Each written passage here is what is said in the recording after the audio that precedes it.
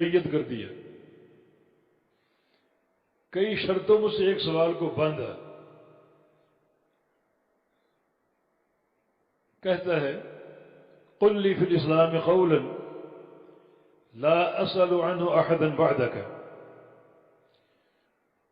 مجھے ایک ہی بات بتائیے، دو اور تین باتیں نہ ہوں، ایک ہی بات ہو اور پھر اسلام اور اس کا تعلق بھی دین اسلام سے ہو. وہ ایک ہی بات میری کامیابی کے لیے کافی ہو، وہ ایک ہی بات پورا جنت کا پروگرام ہو اور اتنی واضح ہو کہ لا اسأل عنہ احدا بعدک، آپ کے بعد کسی اور سے پوچھنے کی ضرورت باقی نہ رہے. بالکل واضح وہ بات ہو، واضح آپ کا فرمان ہو، سنوں اور سمجھ جاؤں اور کسی اور سے سوال کی نوبت نہ آئے، اس کا تعلق بھی دین اسلام سے ہو، اخروی نجات سے ہو، اور بات بھی ایک ہی ہو. تو ایک ہی سوال کو کئی شرائط کے ساتھ مقید کر دیا. اب محمد الرسول اللہ صلی اللہ علیہ وسلم جو آپ کی خوبی اور خاصیت ہے، اعطیت بجوامع الکلم، اللہ نے مجھے جوامع الکلم سے نوازا ہے، ایک ہی جملے میں پورا دین سمجھا سکتا ہوں اور جنت کا پورا پروگرام پیش کر سکتا ہوں. آپ نے اس سوال کا جواب دیا قل آمنت باللہ ثم استقم، کہہ دو میں اللہ پر ایمان لے آیا اور پھر اس ایمان پر جم جاؤ، استقامت اختیار کرو اور پوری قوت کے ساتھ قائم ہو جاؤ. یہی امر فصل آپ نے وقت عبد القیس کو دیا، اللہ پر ایمان لے آؤ. اور یا ایھا الذین آمنوا میں رحمان کی ندا ایسے ہی بندوں سے ہے. پھر آپ نے پوچھا ان سے اتدرون ما الایمان باللہ وحدہ، کیا تم جانتے ہو ایمان باللہ کیا ہے؟ اس دن عرض کیا کہ اللہ ورسولہ اعلم، ہمیں علم نہیں ہے، آپ رہنمائی دیجیے. تو رسول اللہ صلی اللہ علیہ وسلم نے ارشاد فرمایا ان تشہدوا ان لا الہ الا ہو، ایمان باللہ یہ ہے کہ گواہی دو اللہ کے سوا کوئی معبود نہیں، وہ اکیلا معبود حق ہے، اور باقی جو معبود لوگوں نے کھڑے کر رکھے ہیں سارے معبودان باطلہ ہیں. یہ حقیقت ایمان ہے، اللہ اکیلا معبود حق ہے، اور باقی جو قدم قدم پر لوگوں نے معبود کھڑے کر رکھے ہیں وہ سارے معبودان باطلہ ہیں. یہ ایمان کی حقیقت ہے. تو یا ایھا الذین آمنوا کا خطاب کن لوگوں سے ہے؟ جو کھرے موحد ہیں، نفیاً و اثباتاً اللہ کی توحید کو سمجھنے والے ہیں، جن کی توحید ان دو اصولوں پر قائم ہے، ایک نفی کا اور دوسرا اثبات کا. نفی کا اصول یہ ہے کہ کوئی معبود نہیں ہے، ہر جھوٹے معبود کی نفی اور انکار ہے، جس کے بغیر معنی توحید مکمل ہو ہی نہیں سکتا. اور اس بات کا معنی سچا اور معبود حق صرف ایک اللہ ہے. نفی اور اس بات کے ساتھ عقیدہ توحید کی تکمیل ہوتی ہے. تو جہاں بھی یہ خطاب موجود ہے یا ایھا الذین آمنوا، تو اللہ کے مخاطب وہ بندے ہیں جن کے پاس فہم توحید نفی اور اس بات کے ساتھ سچے ایمان پر قائم ہے. تو اس خطاب کے بعد جو حکم دیا جا رہا ہے، اس حکم کو اختیار کرنے سے پہلے اپنے ایمان کا جائزہ تو لے لو. کہ اس کے ہم اہل ہیں یا نہیں؟ کتب علیکم الصیام، روزوں کا شوق تو ہے، اس کے اہل ہیں یا نہیں؟ توحید ہے یا نہیں؟ ایمان باللہ کی حقیقت ہے یا نہیں؟ ایمان بالرسول کی حقیقت ہے یا نہیں؟ ایمان باللہ کی حقیقت یہ ہے کہ صرف ایک اللہ معبود حق ہے، باقی سارے معبود باطل ہیں۔ اور ایمان بالرسول کی حقیقت یہ ہے کہ صرف اللہ کا رسول ہی لائق اطاعت اور لائق اتباع ہے، اور اس میدان میں نہ کوئی برادری ہے، نہ کوئی قوم ہے، نہ کسی کا باپ ہے اور نہ کسی کا دادا ہے، نہ کسی کا پیر و مرشد، صرف قال اللہ اور قال الرسول، اللہ کے رسول کا فرمان، اللہ کے رسول کی سنت۔ لقد كان لكم في رسول الله اسوة حسنة اطیعوا اللہ واطیعوا الرسول ولا تبطلوا اعمالکم۔ یہ ایمان بالرسول کی حقیقت ہے۔ اس حقیقت کے ادراک کے بغیر اگر روزے رکھو گے وہ قابل قبول نہیں ہے۔ دل میں شرک کا بت خانہ ہو تو یہ روزے اور تراویح اور قیام اللیل قطعاً قابل قبول نہیں۔ اور ہاتھوں میں اللہ کے رسول کی اتباع کے علاوہ کسی اور کے سرے پکڑے ہوں اور تھامے ہوں، یہ روزے قابل قبول نہیں، توبہ قابل قبول نہیں، جہنم سے بچاؤ کی کوئی صورت نہیں ہے۔ تو نداء الرحمن بڑی اہمیت کی حامل۔ غور تو کرو، بلانے والا کون ہے، پکارنے والا کون ہے، اور ندا کرنے والا کون ہے؟ وہ خالق اور مالک، جبار اور قہار، احکم الحاکمین، ارحم الراحمین، ایک ایک ذرے کا خالق اور مالک، وہ بلا رہا ہے کس کو؟ انسانوں کو۔ ایک حقیر قطرہ آب سے پیدا کیے ہوئے، مگر ان کی شان بڑھ گئی جب ایمان قبول کر لیا۔ اس کے مقابلے تو کوئی شے نہیں۔ کفار قریش کو یہ ظن تھا ہم نے بیت اللہ کی تعمیر کی، خانہ کعبہ کی تعمیر کی، ہمارا مقابلہ کوئی نہیں کر سکتا۔ اللہ نے اس زعم کو توڑا۔ اجعلتم سقایۃ الحاج وعمارۃ المسجد الحرام کمن آمن باللہ، تم نے جو خانہ کعبہ بنایا اس کا مقابلہ تم ایمان سے کر رہے ہو؟ یہ خانہ کعبہ کی تعمیر بھی ایمان باللہ کا مقابلہ نہیں کر سکتی، فہم توحید کا مقابلہ نہیں کر سکتے۔ دل میں بت خانہ ہو، ایسے 100 گھر بنا دو، قطعاً قابل قبول نہیں یہ عمل۔ اللہ کا گھر تو بن گیا، لیکن یہ تمہارا عمل ایمان باللہ کا مقابلہ نہیں کر سکتا۔ صہیب رومی نے ایمان قبول کیا، بلال حبشی نے ایمان قبول کیا، سلمان فارسی نے ایمان قبول کیا، یہ قوموں کے دھتکارے ہوئے لوگ ہیں، اور ان کا ایمان اللہ کے ایسا قابل قبول ہے کہ تمہارا خانہ کعبہ کی تعمیر کا عمل بھی اس کا مقابلہ نہیں کر سکتا۔ تو پھر ایمان کا کھیل تماشا ہے، اس کو سمجھا ہی نہ جائے، اس حقیقت پر غور ہی نہ کیا جائے، تو جہاں بھی یا ایھا الذین آمنوا آ جائے اپنے آپ کو جھکا لو، اپنے ایمان کا جائزہ لو، ایمان کی صحت کو پرکھو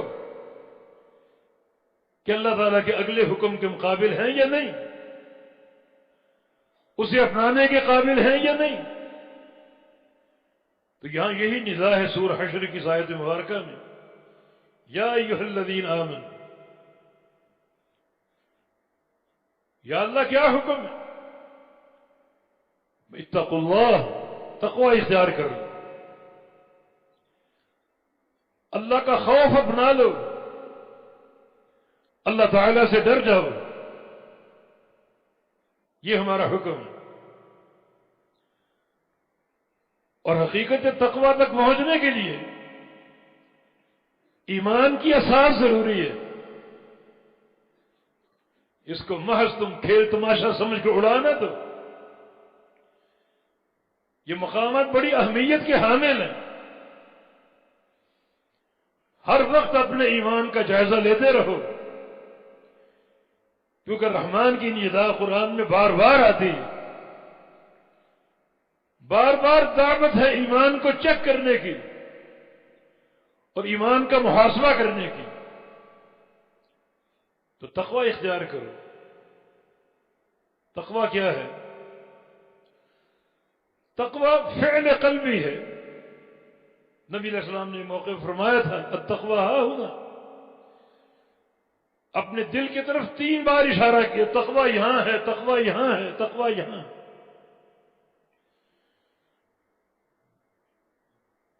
معنی دلوں کا محاسبہ کرو،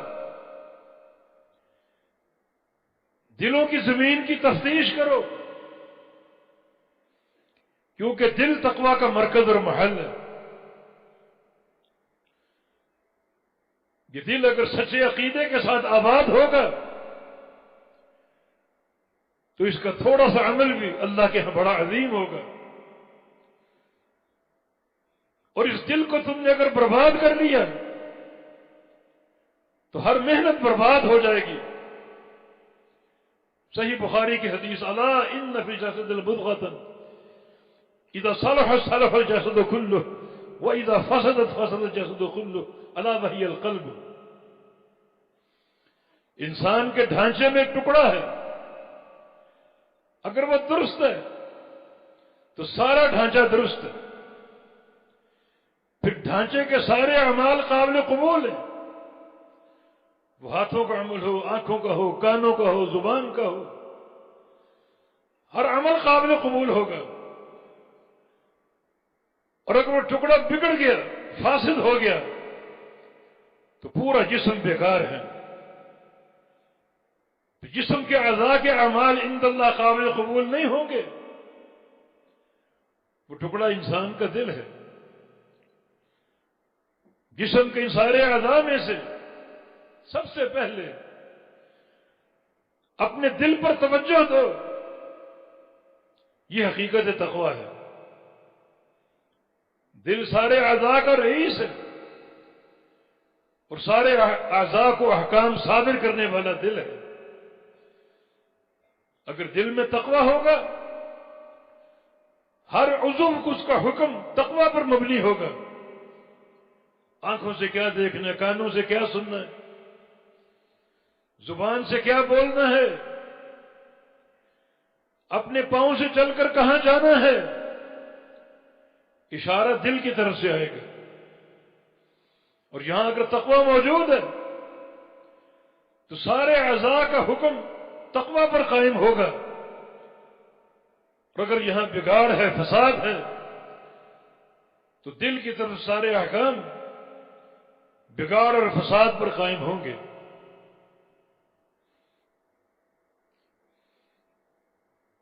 تو تقوی کا حکم جس کا پہلا قدم اور پہلا مرحلہ کہ انسان کبھی اپنے قلبی معاملے کو فراموش نہ کرے. قلب تقلب سے ہے، عربی لفظ ہے، لوٹ پوٹ ہونا، بدلتے رہنا، اور دل بدلتا رہتا ہے. ان القلوب بین الاصبعین من اصابع الرحمن یقلبها کیف یشاء. بڑی یہ ہولناک حقیقت ہے کہ سارے بندوں کے دل اللہ تعالیٰ کی 2 انگلیوں کے بیچ میں ہیں. اللہ ان دلوں کو جب چاہے پھیر دے، جس طرف چاہے پھیر دے. بڑی بے پرواہ ذات ہے.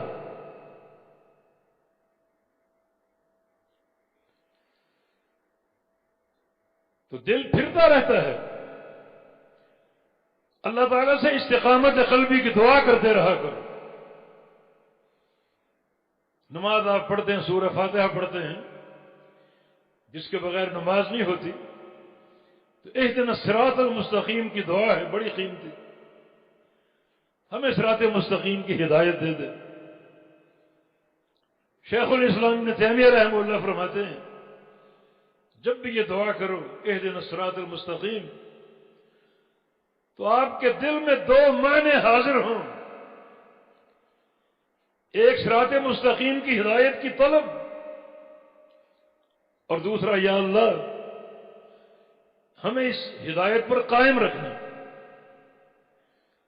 ہمارا خاتمہ اور موت بھی اس ہدایت پر ہے۔ نبی علیہ السلام کی ایک دعا اللہم انی اعوذ بک من الحور بعد الکور، یا اللہ میری زندگی میں ایسا وقت نہ آئے کہ تو ہدایت دے کر ہدایت چھین لے، ایمان عطا فرما کر ایمان کو چھین لے اور میری حالت کو تبدیل کر دے، مال دے کر مال چھین لے مجھے فقیر کر دے، صحت دے کر صحت چھین لے اور مجھے بیمار کر دے، ایمان کی سلامتی دے کر ایمان کی سلامتی چھین لے اور بندہ مرتد ہو جائے، ایسے وقت سے تیری پناہ چاہتا ہوں۔ تو دل کی استقامت کی دعا، صراط مستقیم کی ہدایت دے دے اور اس پر ہمیشہ قائم بھی رکھنا، کیونکہ یہ دل اللہ تعالیٰ کی دو انگلیوں کے بیچ میں، اللہ ان دلوں کو جب چاہے پھیر دے، جس طرف چاہے پھیر دے، بے پرواہ ذات۔ پھر ایک اور حدیث بھی صحیح مسلم کی غور و فکر کی دعوت دیتی ہے کہ دل کا معاملہ بڑا اہم ہے۔ فرمایا کہ ان اللہ لا ينظر الى صوركم ولا الى اجسامكم ولا الى اموالكم ولكن ينظر الى قلوبكم واعمالكم۔ اللہ رب العزت کی پہلی نظر تمہارے چہروں پر نہیں ہوتی، تمہارے مال پر نہیں ہوتی، تمہارے جسموں پر نہیں ہوتی، بلکہ پہلی نظر اللہ تعالیٰ کی تمہارے دلوں پر ہوتی، دلوں کے بعد اعمال پر۔ اللہ تعالیٰ دیکھتا ہے عمل کرنے والا اس کا دل کیسا ہے، دل تقوی کا آئینہ دار ہے یا نہیں، توحید کا مرکز ہے یا نہیں،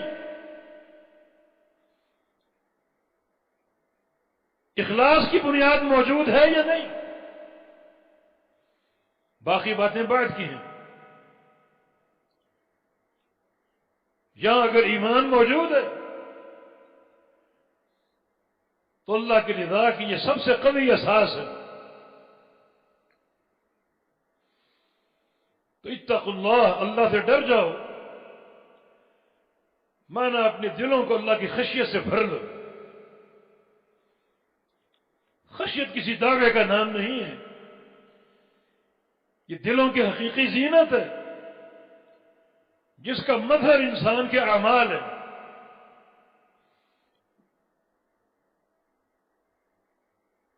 تو خطاب اہل ایمان سے، حکم تقوی کا، اور تقوی کا محل انسان کا دل، دل کو سنوار لو۔ اگر دل میں کوئی کسی قسم کا تقلب پیدا ہو، خود رسول اللہ صلی اللہ علیہ وسلم کا فرمان کہ انہو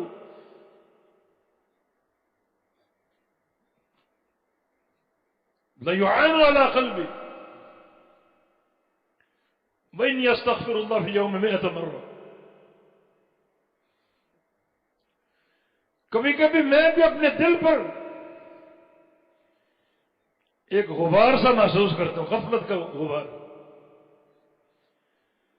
تو میں 100 بار استغفار کرتا ہوں۔